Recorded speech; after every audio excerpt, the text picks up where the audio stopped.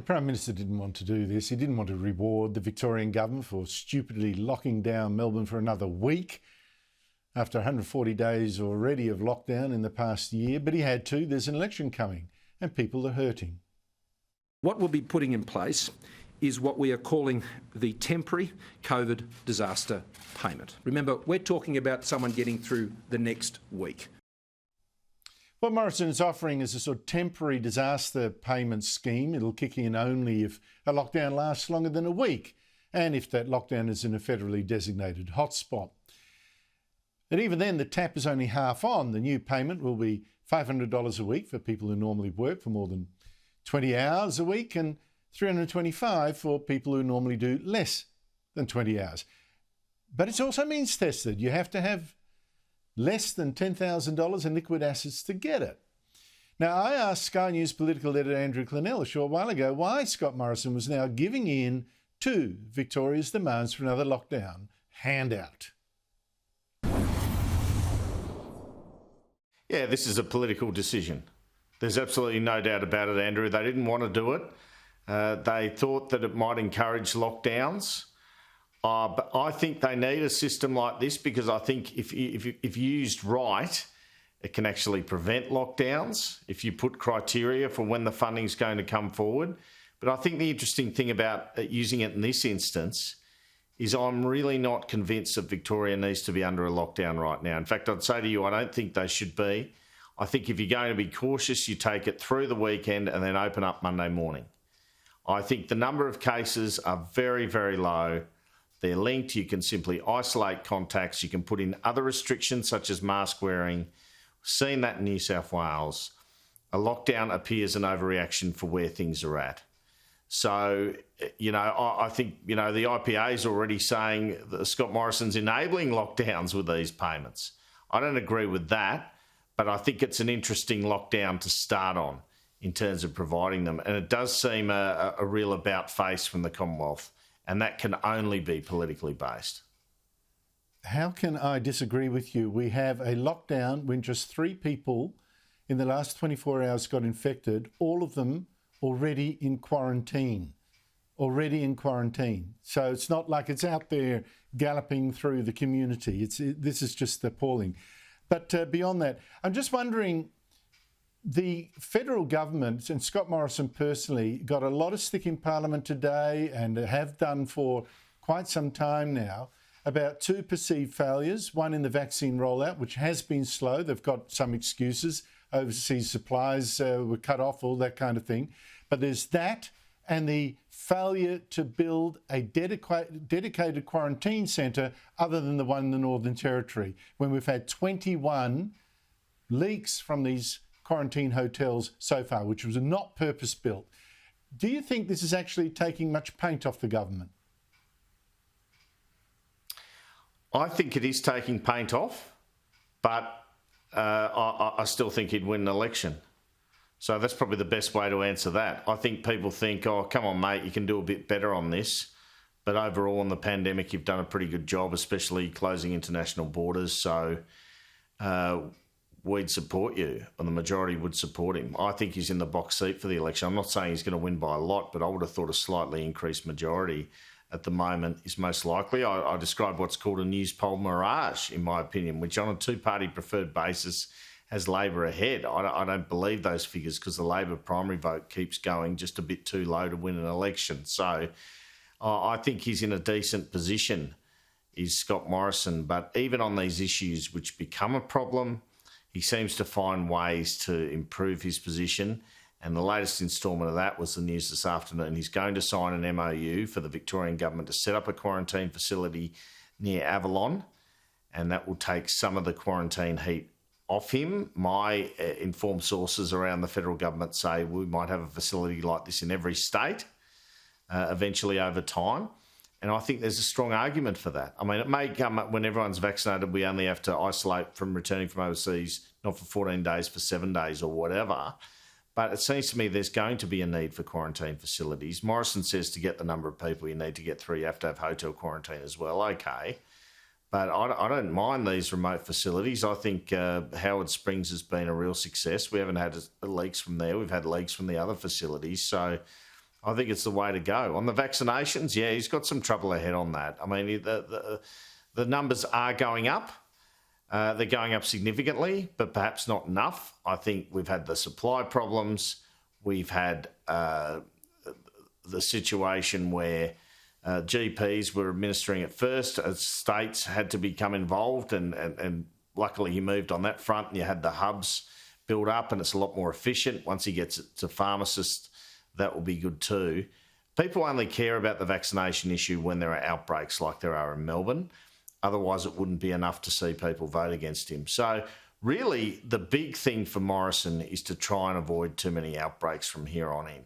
There's a lot of luck involved with that, but those are the things that could hurt him electorally. I mean, you've seen James Merlino just hammer him. If we were vaccinated, we wouldn't have this problem. I think it's a little bit of a dishonest line, but it's quite effective. Well, if they just he did his own job properly, we wouldn't need this lockdown for a start. I think that's the most important thing. I think the Victorian lockdown has taken a lot of credibility from the Victorian politicians, and particularly their Chief Health Officer, Brett Sutton. I think he's been exposed as an alarmist, but I wonder too whether people are looking at other state health officials, and particularly the South Australian Chief Medical Officer, Nicola Spurrier, who got a lot of mocking overnight for this comment yesterday. If you are at Adelaide Oval and the ball comes towards you, my advice to you is to duck and just do not touch that ball. Well, today, Andrew, she tried to make out like it was a bit of a joke. She didn't really mean it. Here she is again. I am not a football player, and in fact, whenever a ball comes towards me, whatever sort of ball, whether it's a basketball or a football, my inclination is to duck. Regardless of COVID, this ball has been touched by many sweaty men out there on the field. Just go and sanitise your hands before you start eating your chips. And of course, you had the Prime Minister not treating this advice seriously at all. Here he is. Would you catch a football that was kicked into a crowd by a Victorian? Well, I'd attempt to. Now, Andrew, when even the Prime Minister is mocking the judgment of a state chief medical officer, doesn't that show that some of them have got a bit of a credibility problem with the alarmism that they've been putting out there? These are the people who are making the decisions the politicians are taking about our country at the moment. That's the concerning thing. They are ultra cautious. And I guess it's in their interest to be, because they don't want to be seen as the ones who allow cases to occur. But I think there's a broader issue with that. And look, it is funny. I mean, I think she made a mistake. I don't think, she should face any action over it or anything like that. But I guess the thing is for these chief health officers not to engender some paranoia through the community. You and I have both been concerned about that, Andrew. People have to look at numbers and logic in relation to this virus. What are the chances? When there's 100 cases a day, yeah, I'll wash my hands more, I'll chuck a mask on, I'll avoid crowds. But when there's 3, I probably won't worry that much. I'm happy to wear a mask if that's what's required legally. And if there's none in South Australia and a footy team which has been COVID tested, I'm happy not only to catch the ball, but to shake the hands of all the players. I mean, the common sense seems to go out of the window with all this the virus thing sometimes. It really concerns me, especially someone in that position. So she blew it. And we've all got a few laughs out of it in a grim time for Victorians, so at least she's achieved that. So I don't want to pile on the Chief Health Officer or anything, but be less paranoid, I'd say. Yeah, but I'm a little less forgiving because you're talking about the relative risk of infection. As you say, these are players that have been tested, right? They've been kept as far as possible out of harm's way of getting the virus. A virus, by the way, that's not out and about in Adelaide and has infected very few people here. And it's an airborne transmission thing, not so much droplets. How on earth would you get it from a football? I mean, it's just such a remote possibility that I just think, no, I am less forgiving. If she's making decisions on that basis, that worries me. But, that's me, too hard, and that's you. Very kind and mild. Andrew Clennell, thank you so much indeed for your time. Thanks, Andrew. Good on you, mate.